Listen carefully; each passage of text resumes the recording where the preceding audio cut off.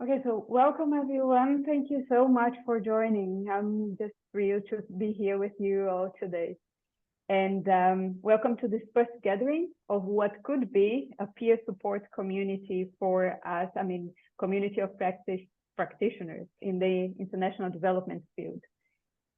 We will start the session by briefly sharing our stories. The story of how we got into international development and COPs and our intention with this group.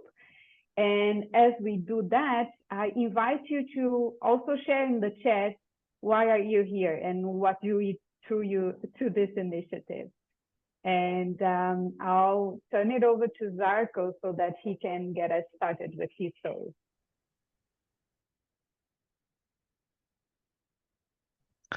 Yeah, thank you, Claudia. I see actually that some people may have been just joining as you were speaking. So I wonder if it's worth just repeating it because I think I just admitted a bunch of people from the waiting room, and I think there's more as we speak.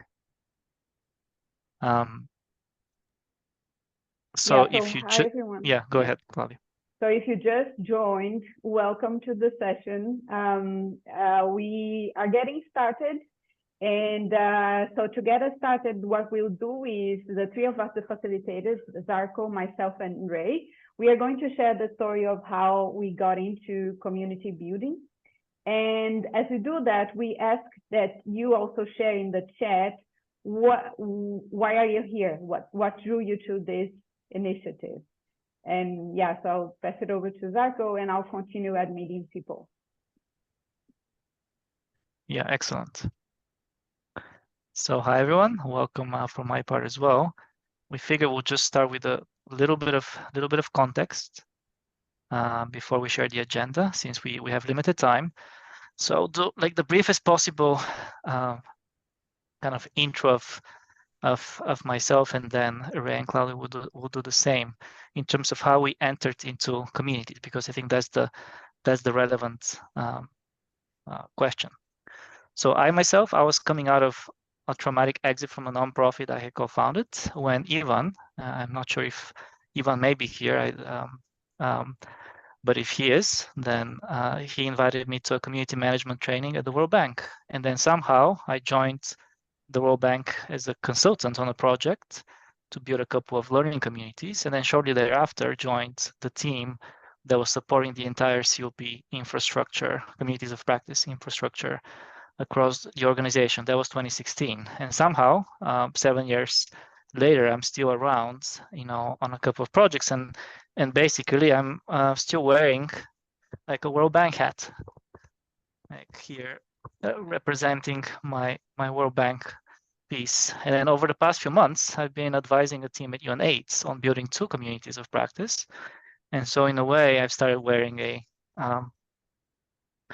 like a little bit of a UN hat. And then I recently joined the Greater Than Collective, very different space, which supports different companies and networks in creating, scaling, and transitioning to new organizational forms, such as self-managing organizations, decentralized networks, and so on and so forth. So I have now a Greater Than hat as well.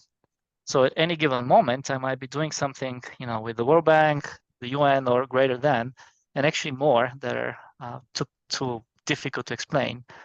But here at this moment with you, I'm not wearing any hats. I'm removing all these hats, because I'm not wearing any hats. I'm not holding any positions. I'm not putting on any labels. I'm not pursuing any institutional agenda of any institution. I show up as myself, simply because I believe in the power of peer learning and support.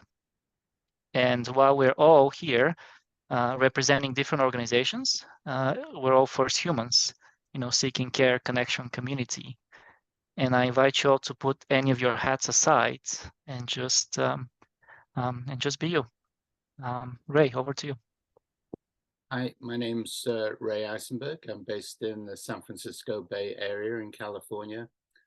And I got into community management. I was a training manager for a software company out here. And we were training a lot of people every year. We were training nearly 750,000 people worldwide, and we conducted evaluations after every class, after every course, after every intervention.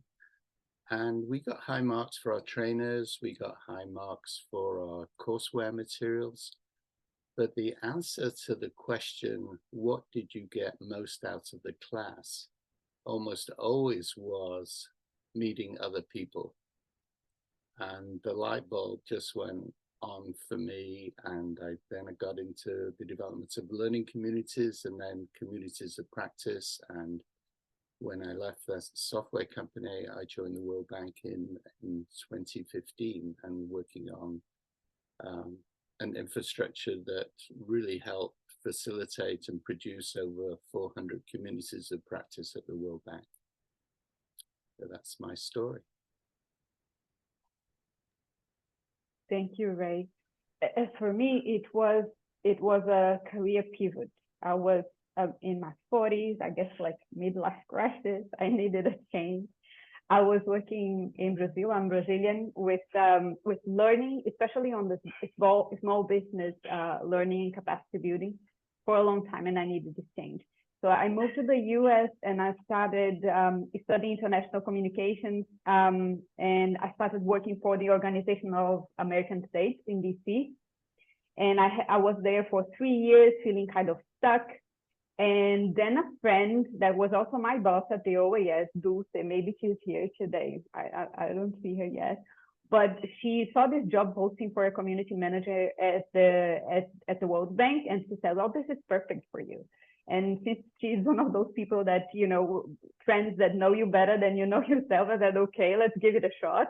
I read the TOI and I started reading some books to prepare for the interview. And I said, oh, okay, yes, there are a lot of skills that I can transfer to community building. And we did have some communities of practice at the OAS that I was helping facilitate. So yeah, I met with these people. I mean, Ray and Zarko was already in the interview. That's how we met. So I started working with them. And this onboarding felt almost like organic. It was, I mean, everything had prepared me for that. Lots of the skills that I had been using was easily transferred. It was challenging, super challenging, but it was very nice. And I liked it very much. I liked especially the camaraderie that we had as within the team. We were, I mean, also this community. And so the team was discontinued about, I guess, 3 years ago. And I continue working with communities in the World Bank, but also as a consultant for external organizations. But my intention with this group and the invitation, I mean, to join is that I miss having this, people to strategize, to see that we are improving the practice in some way. So that was the idea, to invite as many people as possible doing this work across organizations, so that we could put on these thinking hats again and see where we can take this practice forward. So that was us. I also see lots of comments in the chat. I'll read them more carefully later and we'll follow up. So for today, as Zarko said, we are joining as wholesome individuals, not as organizational labels. This is a voluntary initiative. And so we are here, we're not here to teach you things. We are going to share some of the things that we learned, but we are also, eager to learn a lot from you. We understand that there are no right answers, and so we are here to collaboratively tackle onto this collective intelligence and see what comes up. We are also here in community. That's what we want to explore, being in community. We create this space for mutual support, connection, learning, and collaboration, and to be present. So as we are framing the last invitation is for you to transition from whatever you were doing to this moment, so that we can enjoy each other's company. If you can turn on your video, it would be great, because it helps a lot with, creating these bondings and connections. And please stay on mute when you're not speaking. And you can either raise your hand when you want to speak or share the question in the chat. And that's it. So in addition to Zoom, we are going to be using a Google Doc. Zarko is sharing the Google Doc in the chat.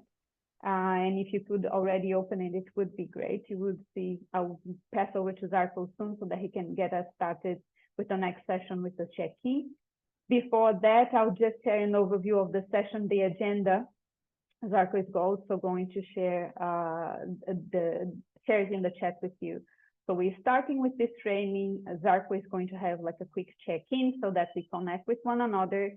We will have a content piece where Ray and I are going to share an overview of our learnings on communities so far. We have a Q&A.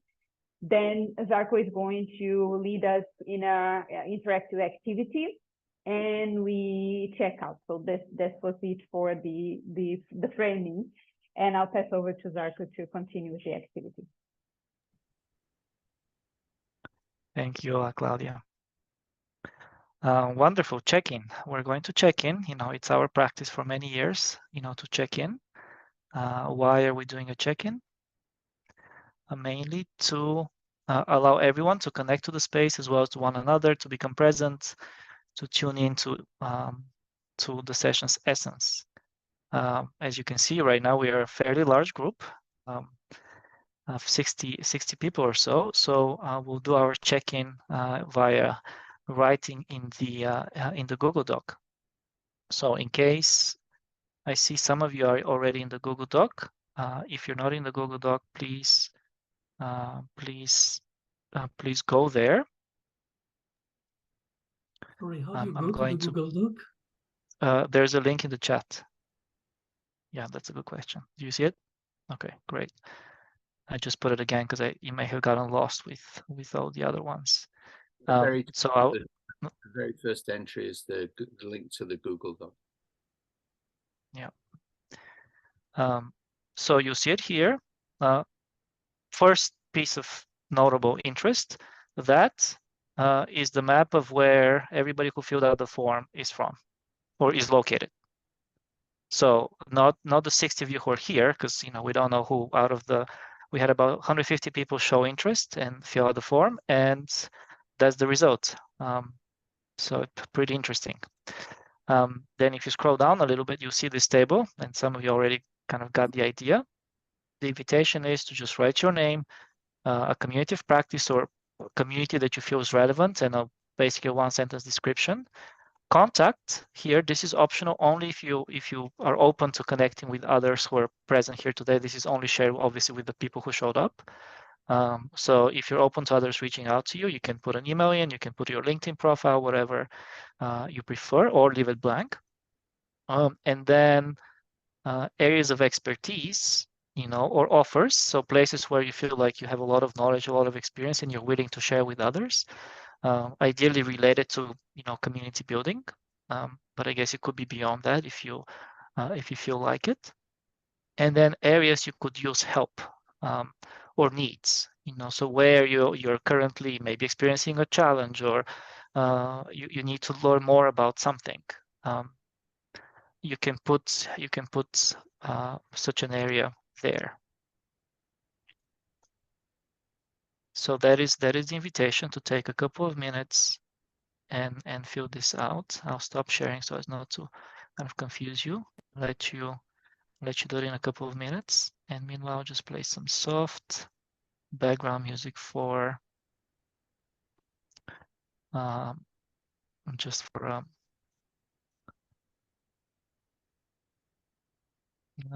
I don't know, for more presence, I guess.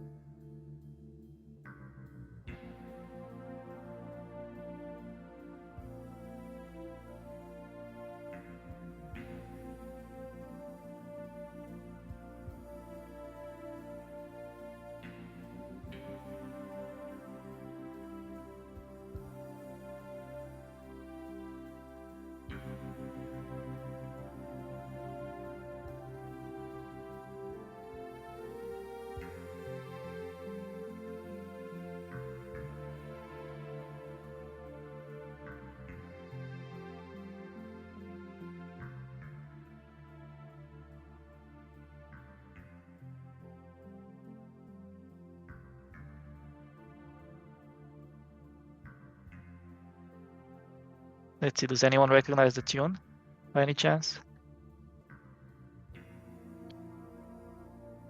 Let's see if you can guess it in the chat. It's well, depends on your age in the 90s. Probably.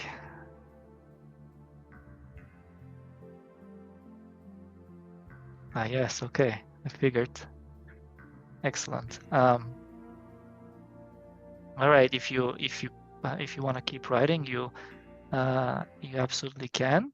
The invitation also is, and this is one of the first artifacts already of today, just to kind of get a sense of who else is around you.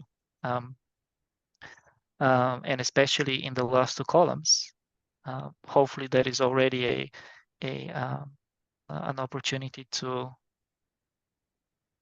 start connecting with others. You know, the invitation is like, after we're done today, you know, look at that table and see if you find others that you may like to have a chat with, and if so, if they're willing to by virtue of their contact information there, then you can do that. And so with that, I'll turn over to Ray to get us started on a little bit of framing around the content around communities, and more specifically, communities of practice. So over to you. Okay, thank you. So next slide, please.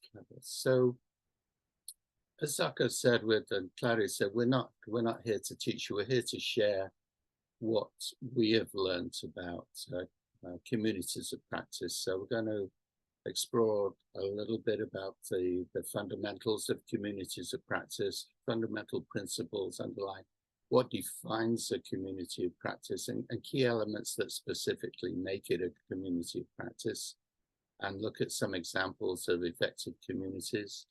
And then we're going to share some key lessons that we've learned over the years working with communities of practice and making them effective. Next slide. Excellent. So let's start with a definition. I'll just give you a few moments to look over that and then pick out some of the key elements of this working definition that we've used from the beginning and is still useful.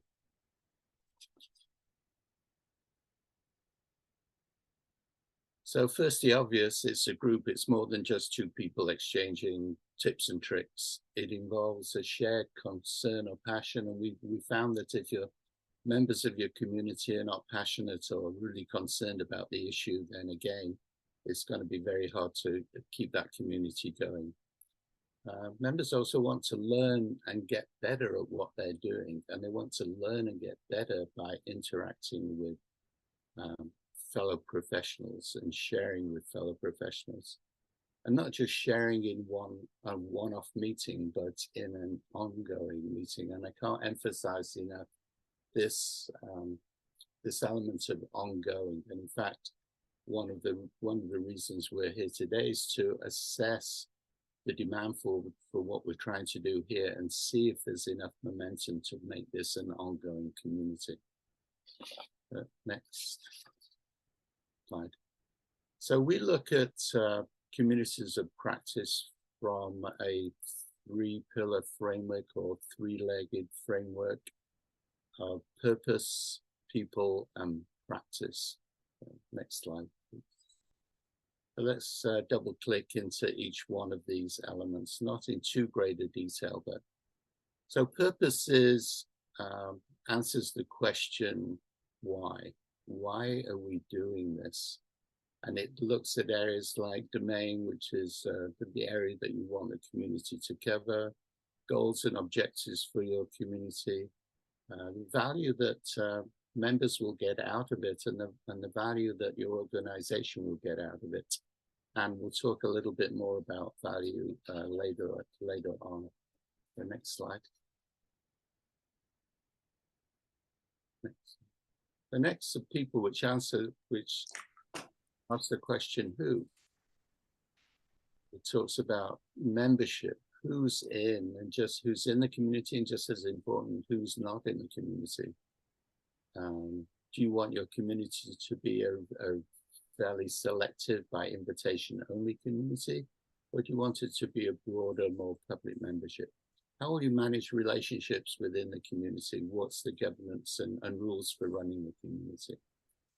Last slide. And finally, practice, which asks us the question, how? How are you going to run this community? And it covers areas such as when, very practical aspects of community, where and how often will we meet? Technology that you're going to use. You're going to have a website, it's going to be email, is it going to be a specific community platform? You're going to use LinkedIn groups, Facebook groups, Slack, whatever you're using, and way, way more. We could talk for certainly several days about this. So I don't want to go into more detail about this, but I do want to say something about sequencing of these things. So you can really start these in any order. But we found that that communities work best when you start with people and purpose, because it generally works a few people get together, like we're getting together to talk about, discuss what are we going to talk about and what are we trying to get out of it. And as more people join, that issue might change, and you may need more people coming in, and so people will change. And so between purpose and people, there'll be back and forth between those two pillars. And then, and only then, should you start talking about practice, like the how you're doing with it, how you're going to achieve your stated purpose. We highly recommend, from our experience, do not start with practice. If your boss asks you to design a website and create a community, and I'm sure we've all been in that place, and as I have a former boss on the line here, I definitely say it was not you, Davida, who did not go there. But many have been there, so please, please, please push back. It just doesn't work that way. The next slide, Claudia. So as you're going through these discussions and teasing out all these elements, you'll need to document your findings, because each of the elements you decide on will form the basis of what we call a community charter, a community of practice charter. And in fact, creating a community charter is probably one of the very first activities you should embark on with your community. And the charter is just like a business plan, setting out all the elements that we've just discussed there. Who's going to be in there? What are we going to talk about? What does success look like? What are the metrics we're going to use to measure success? How are we going to do it? And just one last note about the charter. Kind of like Nick got hung up about the charter. It's a key document, but it's not set in stone, and it will change over time. Not every day, but it certainly should be reviewed at least annually.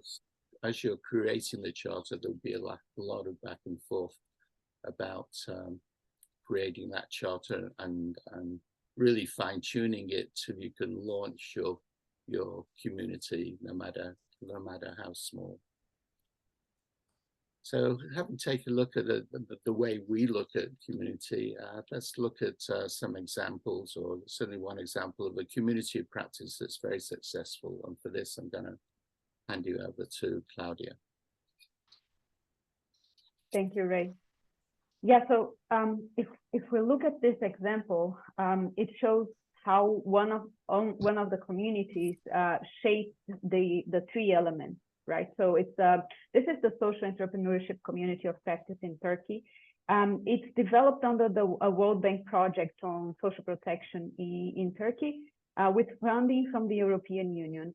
So this component of the project that holds the community also is responsible for developing 4 social cooperatives led by women in 4 different regions in Turkey. So as a purpose, you see that the community has 2 key objectives. One is to connect these 4 social cooperatives and to, elevate their work, connecting them also to various other key stakeholders. And the other objective or purpose is to work for social entrepreneurship on the ecosystem level. So connecting these different stakeholders like policymakers, academia, implementers, but also enablers, so that together they can think about the ecosystem and propose solutions. In the people piece, you can see how the governance of the community works, with the World Bank as leading the community. It's actually a strong core team, so different expertises, but leading the COP. Then you have the 4 social enterprises as the core group. They are driving the agenda of the meetings, driving, the activities. And then you have the members, more active members, and also some members that participate. Not that much, but they are also very important. On the practice side, you see what this community does. Knowledge sharing meetings, where it meets. But this is just a way to show how one of the communities is structured these 3 elements. One of the questions that I also asked myself in the beginning, and this is one of the key questions, is, okay, so why do we do COPs? Meaning, what can we accomplish with them, right? And for that, we are going to borrow Kate Purki's research. I think she's here. Thank you very much, Kate. So this is adapted from her research, and I'll share the link to the article later. So they have seen that communities make a difference especially in these 5 different areas: practitioner support and business support. Practitioner support being the key one, because I guess all communities should aim for that, meaning helping practitioners do their job better, finding solutions, sharing challenges, just, finding, learning how to do their job better. The business support aspect is, many communities are sponsored by organizations. So how do you provide this value to the organization? It will depend on the mission and the objectives. Many times it will go to, improving like the bottom line, or being more effective, doing things in less time, more quality, all of those things. And then the other 3 that we see on the left. The learning piece is a key aspect in community. The coordination, it's having people stop reinventing the wheel and just sharing what they are doing and trying to find like a standardized way to do it better, simpler. And innovation. Usually you are innovating the practice, you pushing the practice forward. It could be with new services, it could be products, depending on the areas, frameworks. But these are some ways that communities do innovate to accomplish their results. As an example, we have 2 communities, starting with the Smart City Knowledge Silo Breaker. That's what stands for KSC. It's also a World Bank community that supports World Bank teams that have like a smart city component in their project, meaning leveraging technology to improve the lives of people and to improve livability in cities. They contribute to, especially with innovation and business support because this was a new area. There were very few projects tackling this topic in the bank, and with the work of the community, that improved a lot, the number of projects that were moving this agenda forward. And innovation piece, because they are learning, they are moving the bar on how the bank deals with smart city technologies in the cities. And the result measurement and evaluation communities is another one that, this one tackled coordination and learning. It started being very valuable for coordination because when the community started, there was no standardized way in the World Bank to do measurement and evaluation.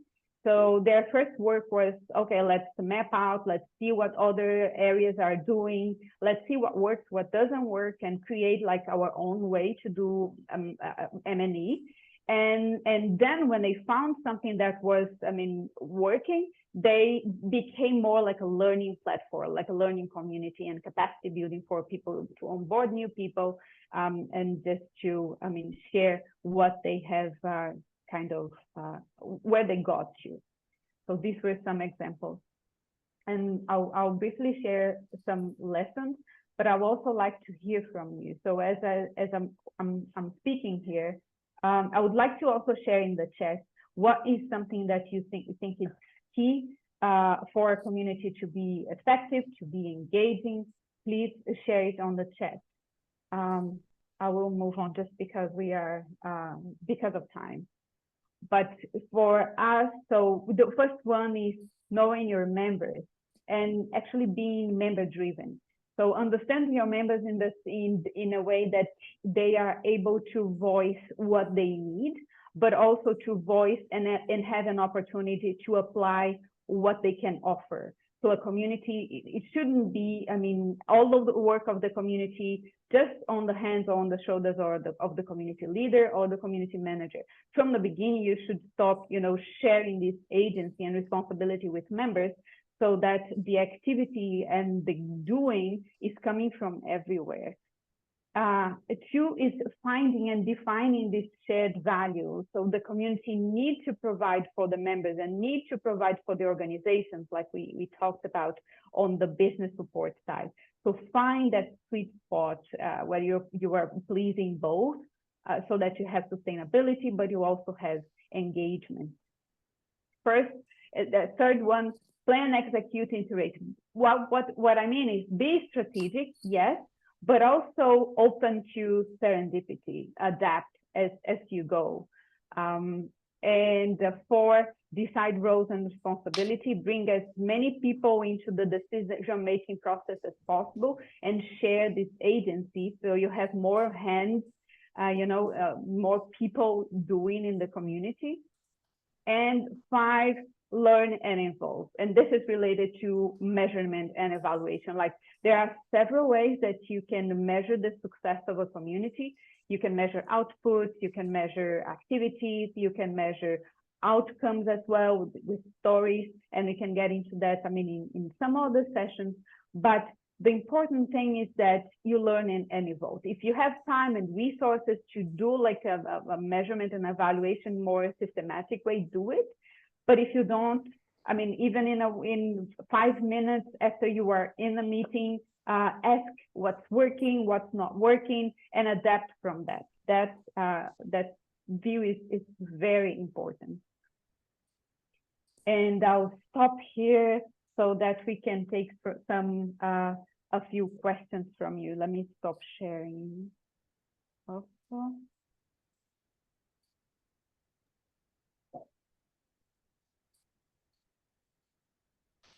Yeah, I put in the chat a question on, examples, practical examples of community of practice that were able to innovate.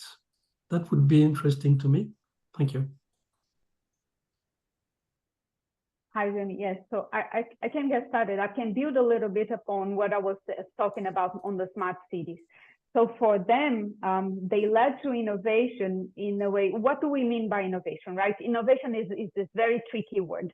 But usually in the community of practice, you have the domain in which you are focusing on. So so many times innovation there means how are you moving the domain forward, right? So in their case, it was smart cities. And at the beginning, the smart cities, the technologies were basically used for example, transport and mobility, which is still something that is very important. But what the community and the work found is that, okay, not only that, let's not only focus on that, because it can also be used for city engagement. It's very important to be used for city engagement, for territorial planning, for resources planning, and finding all the use. And also, for example, the focus was too much on the solution. People, the teams would come to them and they say, okay, we need a platform to do that. They say, oh, okay, let's take a few steps back and think, how is the city or the state or the country ready to do this? So asking those questions would be the innovation, right, in this case. But of course, it will change from community to community. So if I could just add something, Claudia, again, from the private sector, we put innovation under the umbrella of what we called ideation. So we had a very formal arrangement of generating ideas, and there's quite a bit of software where you can, you know, post an idea and vote it up or down. And if you know, if you're part of any Reddit group, you can vote things up and vote things down. And so you can do things very, very overtly and very formally to generate innovation. In addition to everything that Claudia said, you can also do it in a very structured way and say, hey, we need some creative new ideas here, and you know, who's got them, and we're going to vote them up and down, then we're going to structure them. But there are mechanisms for actually generating more innovation than you can. And of course, with a community of practice, you have this hopefully you have a wide range of opinions that you're going to bring to the table, rather than just C-level staff or the senior managers. And I noticed in the chat, someone talked about the importance of bottom-up, top-down. Well, ideation is a perfect example, and innovation, perfect example of bottom-up. And with that, I think if you have additional questions, as I'm sure you might, please do put any questions about COPs or about what have you in the Google Doc. I just put a heading just right under the check-in table on page 10. Like that way, we could even we could all kind of actually chip in and answer them. It doesn't have to be any of the three of us, you know, doing the answering. And I think it's just easier than in the chat, you know, because the chat is getting a little unmanageable with the number of people we have. So I invite you to put questions there in the Google Doc, and in the meantime, we'll move on to the next activity, which is a three-part activity. The first part is individual reflection. The second part is, you know, group work. You work in in small groups.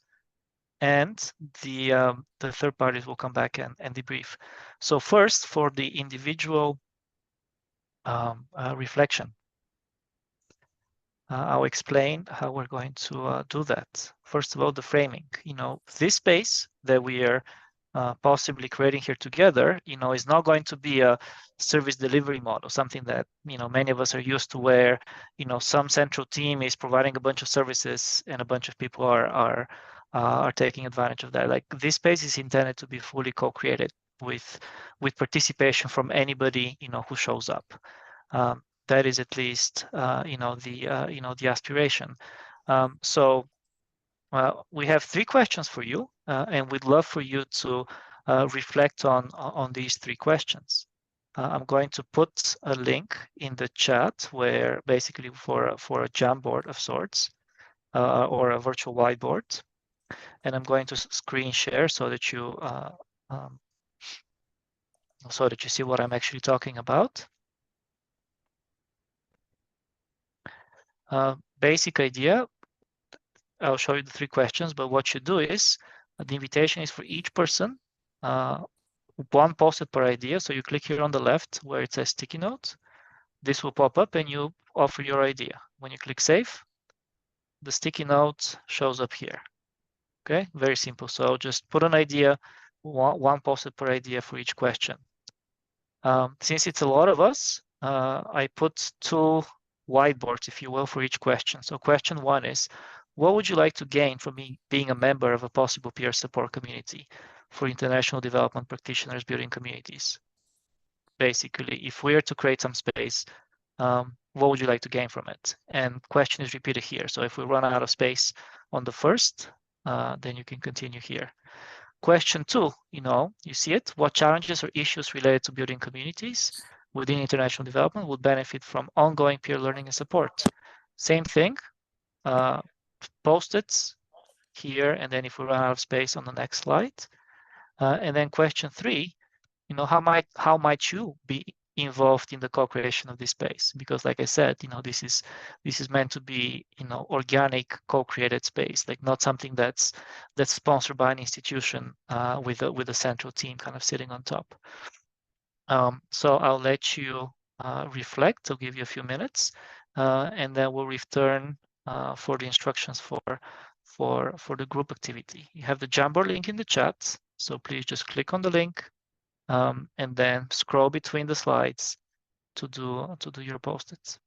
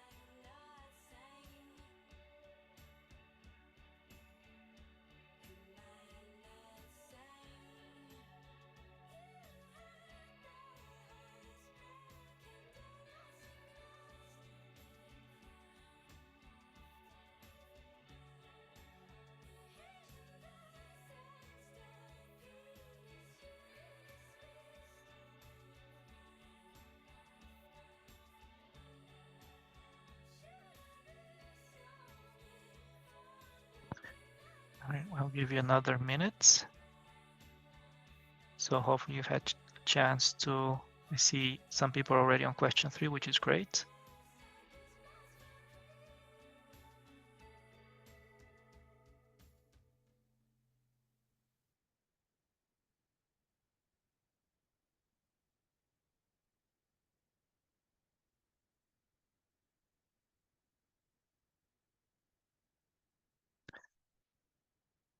And you can finish typing. Meanwhile, I will share brief instructions for the activity, for the breakout activity. So we are going to put you into groups of 4-ish, people, and very, very simple instructions. Of course, take a minute to just introduce yourselves to the other people in your group. And then after that, you will focus on one question, one of the 3 questions. So each group will focus on one of the 3 questions. How do you know which question? Well, your group number will correspond to the question, meaning your Zoom group, let's say it's group 6. You go to the Google Doc, and I'll share my screen to the Google Doc again, just so that we're very clear about this. Or let's say you're group 4. You go to group 4 and you see this is the question of group 4, which is basically question 1. And so as a group, you go to the slide which had this question. You look at what everybody wrote, and you try to distill 2 or 3 insights, like what may be major patterns, themes, something that's coming up from everybody that people wrote. So you're trying to make sense of this. And then the invitation is you discuss, and you also, one of you takes a moment, to write just in a phrase, 2 or 3 bullets for that question. So the idea is really for you as a group to synthesize the other people's responses on that specific question. So those are the instructions. I'll pause to see. Yeah, thank you, David, for repasting the Google Doc link. Hopefully you're all there, because I know some people were kind of kicked out and needed to go back in. So hopefully you have the Google Doc already. And with that in mind, like I said, I'll put you into groups. You have about 10 minutes. Go to the Google Doc to find your question, and then introduce yourselves and do some sense making. All right, and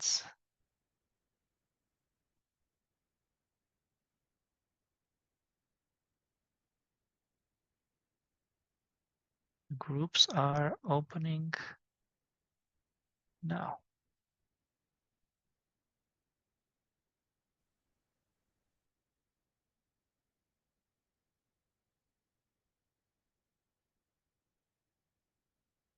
You'll be automatically assigned to a group.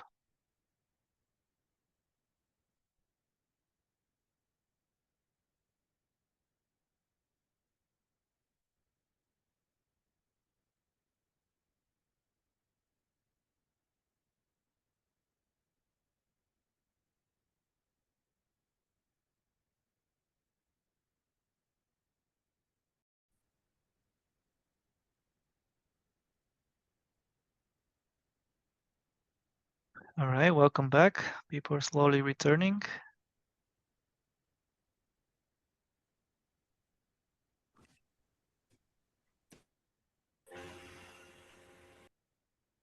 That should be everybody. Thank you all. I hope I'm sure that was short, but I hope it was at least somewhat useful and interesting as a way to meet other people and to think through these things. I want to acknowledge that we're already 2 minutes over time. So we're perhaps a bit ambitious for really trying to do this in an hour, perhaps a bit unrealistic. But hey, those are some of the lessons. Because we want to at least close fairly soon. We're not going to have a ton of time for obviously for debrief. But at least I did want to open up for, anybody, maybe for 2 or 3 people who really, want to speak and share just in a few sentences what came out from your conversations, regardless of the question. Just 2 or 3 people, just raise your hand on Zoom because we have a lot of people, and we'll hear from those, and then we'll close. In the meantime, of course, if somebody needs to run, please do that. We'll also have the recording. All right, so let's see. We have one hand. Okay, Paul, go ahead. Well, Just, in our group, yep. yeah, in our group 4, we basically talk about the knowledge sharing, gain knowledge, and then also more of creating awareness. But the bigger question in our group is that how do we emphasize the bigger 4 in those people who are busy without knowledge sharing in the communities? How do we get engaged the people who are constantly busy? What are the incentives? And more often they say that what is in for me? I know the importance of it, but what is in for me? How do we encourage those people in our group so to get more engaged in the community of practice? So in our group, we talk about knowledge sharing, gain knowledge, and then also co-create knowledge as well, the best practices. Thank you. Great. Thank you, Paul. Do we have one other person who may want to share something? Yeah, Marcia, go ahead. Or did you mean to? Sorry, I thought you were just, anyways, reacting. Never mind. Yeah, Unless you want to speak. I'm trying to get to grasp the reaction thing now. I think somebody else from my group could provide some input. More experience with co-ops. Over. All right, Davide, go ahead. Maybe we'll just, yeah. Just a quick reflection from the group number 1. We were talking about how we might be involved in the co-creation of this space, and what became evident immediately is that it feels like nobody has sufficient experience not to lead this effort. And it made me reflect on the fact that maybe, first of all, we need to build our own confidence. The practice, many of us, we already manage communities of practice. Maybe we don't feel we are experts, but each one of us is an expert, because communities of practice are about people and relational qualities, skills. So I thought, I was sure when people were talking, they were offering their own experience and expertise, and that's exactly what we need from everyone. We don't need the science. We need people to be open to listening to what others are asking and thinking of their own experience if it can be used to answer the question, provide the support that the other person is asking. Great, thank you, Davide. All right, let's just take Steve, and then we'll wrap up in the interest of time. Yeah, go ahead, Steve. Okay, yeah, what we had, ours was challenges related to building communities, and I think the issues are one came out was making the community valuable to members. How do you keep the communities interested, and not just filling out forms and answering, reading stuff, supplying, absorbing stuff that other people are trying to get you to read, or take surveys. Another one was bandwidth issues of language if you're doing something in rural areas and so on, different ways of reaching the community. And a third one, which is mine, which is after having 20 years and starting out, the World Bank started with Steve Denning and Bruno Laporte, and that was when I was there too, 20 years ago. Finding a champion, getting somebody who's committed to keeping this thing going, coming up with the money, and getting talented moderators. Those are the 3 factors that I've always run into to keep these things sustainable. Great, thank you, Steve. I'm sure there's a lot more, and please do, if you haven't finished, you can please do type more in the Google Doc. I'm looking at it now. I realize it's 30 pages, but hey, I guess that's what it is. That's great. I think as we close, I really have one kind of parting question before turning over to to Claudia, which is, this was just the first gathering.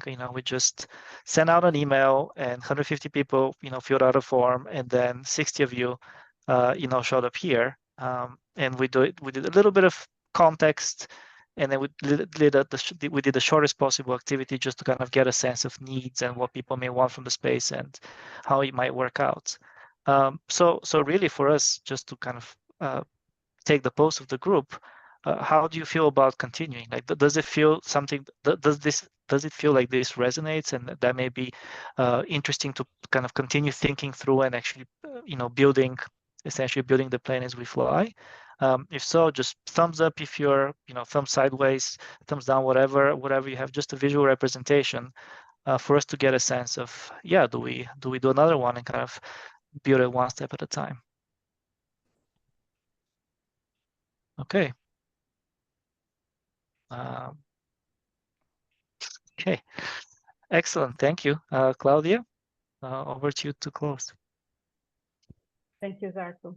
Thank you, everyone. So yes, as next step, for you, we really encourage you to go back to the list that we have, to the table, and reach out to some people that you think, would be interesting to you. Start building this connection. This would be great. And next step for us is to process all the information that we have. So we'll do some of that and write like a recap email so that we can share it with you. And in that email, we'll also add like a doodle form so that we can check availability for a second gathering, in which we'll have more time to start actually thinking what is it that we want to do together, and start planning for the actual discussion of, spaces where we can meet to, really getting more into the discussion. And so that was it. As you go out, it would be great if you could share with us in the chat, something that you liked about the session and what could be even better as feedback. And yes, if you can, also something that was, that you're taking with you, a key takeaway. Or Claudia, I just, in the interest of time, because I just put the prompts in the Google Doc again. So the invitation is for everybody, as you may need to go. If you go to the very bottom of the Google Doc on page 20, what is it, 9? There are 3 questions. What is your SIP that you're living with? SIP, as in like taking a sip, but standing for something simple, impactful, portable. What worked well and what could be even better. So as you're leaving and, before moving on to other things, or if you want to come back to it later, it'll be great to just share whatever's coming up on these prompts. We'll be in touch. We can use the Google document to continue the conversation for now as our online space. And we'll do like an easy, lazy ending. So if you need to go, thank you very much. We are over time. And if you want to stay because you want to ask a question to us or to just stay a little bit more, Zarko and me and Ray, we'll stay for 10 more minutes. So feel free to continue. Thank you so much. For those who are leaving, bye. And for those who are staying, I can DJ some more music here. Bye.